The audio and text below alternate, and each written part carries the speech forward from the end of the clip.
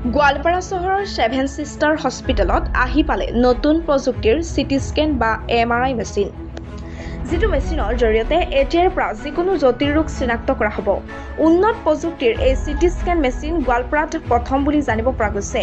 উন্নত প্ৰযুক্তিৰ এই চিটি স্কেন যন্ত্ৰটো আনুষ্ঠানিকভাৱে উদ্বোধন কৰে ছেভেন ছিষ্টাৰ হস্পিটেলৰ পৰিচালক সঞ্চালক আলতাফ হুছেইন। জটিল ৰোগীসকলে ইয়াৰ পূৰ্বে গোৱালপাৰা জিলাৰ বাহিৰত গৈ কৰিব লাগিছিল চিটি স্কেন, যাৰ ফলত হাজাৰ হাজাৰ টকা ৰাইজৰ খৰচ হৈছিল। এতিয়াৰ পৰা একমাত্ৰ ছেভেন ছিষ্টাৰ হস্পিটেলত কম খৰচত কৰিব পাৰিব সেই চিটি স্কেন। বৃহত্তৰ গোৱালপাৰাবাসীৰ বাবেই সঁচাকৈয়ে ই যেন এটা ভাল খবৰ।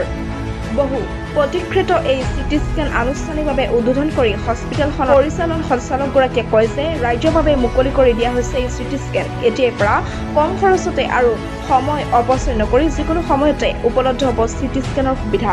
একেদৰে চিটি স্কেন যন্ত্ৰটো উদ্বোধন কৰি হস্পিটেলখনৰ ডিৰেক্টৰ বেনাৰ্জীৰ ৰহমানে কয় যে 2022 চনৰ পৰাই এই চিটি স্কেনৰ যাৱতীয় কামখিনি চলাই থকা হৈছিল আৰু সেই প্ৰচেছটো অৱশেষত সম্পূৰ্ণ হৈ উঠিল। হস্পিটেলখনৰ লেবৰেটৰীৰ যাৱতীয় পৰীক্ষা নিৰীক্ষাৰ যন্ত্ৰপাতি আছে যদিও উন্নত প্ৰযুক্তিৰ চিটি স্কেন যন্ত্ৰটোৰ অভাৱ আছিল। অৱশেষত বহিৰাজ্যৰ লগত ফেৰ মাৰিব পৰাকৈ উন্নত তথ্য প্ৰযুক্তিৰ চিটি স্কেন মেচিন উদ্বোধন কৰা হয় ছেভেন ছিষ্টাৰ হস্পিটেলত। চিকিৎসা জগতত চিটি স্কেন বৰ জৰুৰী আৰু যন্ত্ৰৰ সহায়ত ৰোগৰ সূক্ষ্মাতি সূক্ষ্ম বীজাণু চিনাক্ত কৰি চিকিৎসকে ৰোগ হিচাপে ঔষধ লিখিব পাৰিব। চিটি স্কেন উদ্বোধনী অনুষ্ঠানত উপস্থিত থাকি হস্পিটেলখনৰ ডিৰেক্টৰ বেনাৰ্জীৰ ৰহমানে ৰাজ্যক উদ্দেশ্যে এইদৰে কয়। গোৱালপাৰাৰ পৰা জৰিবুদ্দিনৰ ৰিপৰ্ট, প্ৰতিদিন লাইভ 30। আমাৰ যিখিনি পেচেণ্ট আহে ইউৰলজি মেডাম আছে আমাৰ, তাৰ প্ৰায় প্ৰত্যেক কেছতে চিটি স্কেন লাগে। গতিকে আমি এতিয়া ইয়াতে সেই পেচেণ্টে সুবিধা লাভ কৰিব, যোনটো আগতে কি হৈছিল বেলেগ বেলেগ চেণ্টাৰত যাব লগা হৈছিল। প্লাছ আমি নানা চাৰ্জাৰী বা সাধাৰণ কেছত সেইবোৰতো আমি যিখিনি চিটি স্কেন লাগে সেইটোৱে ইয়াতে কৰিব পাৰিম। আমাৰ ENT মেডাম আছে বুজে বহুত ভাল কোৱালিফাইড হয় তেওঁৰো যিখিনি কেছ আছে সেইখিনি ইয়াতে কৰাব চিটি স্কেন। আমাৰ অৰ্থপেডিক ছাৰ আছে ডক্টৰ আছে, ত' তেওঁ হয় বেংগলোৰৰ পৰা হয়, মেংগলোৰ। গতিকে তেওঁৰো যিখিনি কেছ আছে অৰ্থ কেছবোৰ যোনবোৰ সেইবোৰ চিটি স্কেনৰ দৰকাৰ হয়, ইমাৰ্জেঞ্চি কেছবোৰ চিটি স্কেনৰ দৰকাৰ হয়।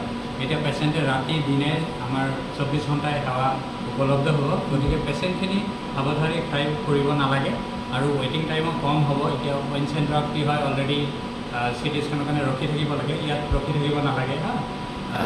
ইয়াত চিটি স্কেন কৰিলে খৰচটো কেনেধৰণৰ? খৰচটো আমি বাকী অন্যান্য চেণ্টাৰত যিমান আছে একে ৰেট ৰাখিছোঁ সমান, তেওঁলোকৰ লগত মিলি পেলাই আমি একে ৰেট ৰাখিছোঁ। কিবা সকাহ পোৱাৰ সুবিধা আছে নেকি? সকাহ এতিয়ালৈকে আমি ভবা নাই, ভৱিষ্যতে চাওঁ কি হয়।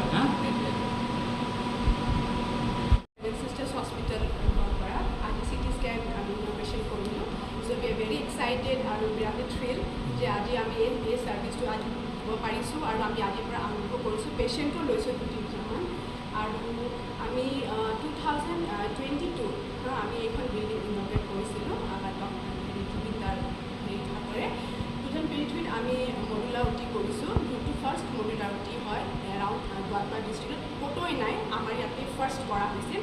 আৰু আজি 2024 আমি চিটি স্কেন কৰিলোঁ।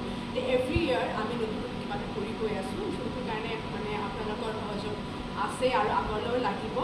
আৰু আমি গোৱালপাৰা ৰাইজলৈ আৰু গোৱালপাৰা ডিষ্ট্ৰিক্টত যিমান পেচেণ্ট আছে আমি ভাবোঁ যে আমাৰ ইয়াতে আহিলে সুবিধা পাব।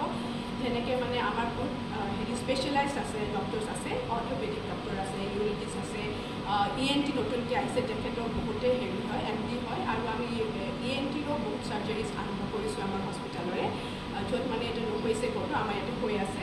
চ' পেচেণ্টে মই ভাবোঁ ইয়াতে আহিলে বহুতখিনি সুবিধা পাব। আমি আগলৈও বহুত প্লেন আছে, আমি লাহে লাহে বহুতখিনি ফেচিলিটিজ দিব খুজি আছোঁ গোৱালপাৰা ৰাইজক, চ' ডেট সিহঁতে মানে আৰু বাহিৰলৈ যোৱা দৰকাৰ নাই। যিখিনি মানে আমি পাৰে বাহিৰত খৰচ বহুত বেছি, সেইখিনি ইয়াতে কম খৰচতে হৈ যাব। মানে বাহিৰত বহুত খৰচ, অহা যোৱা থকা বহুত খৰচ, সেইখিনি বাচি যাব। আৰু আমি আগলৈও আপোনালোকৰ পৰা হেৰি বিচাৰোঁ, ছাপৰ্ট বিচাৰোঁ আৰু very grateful and thank you very much যে আজি আহিছে আৰু আগলৈও ছাপৰ্ট কৰিব।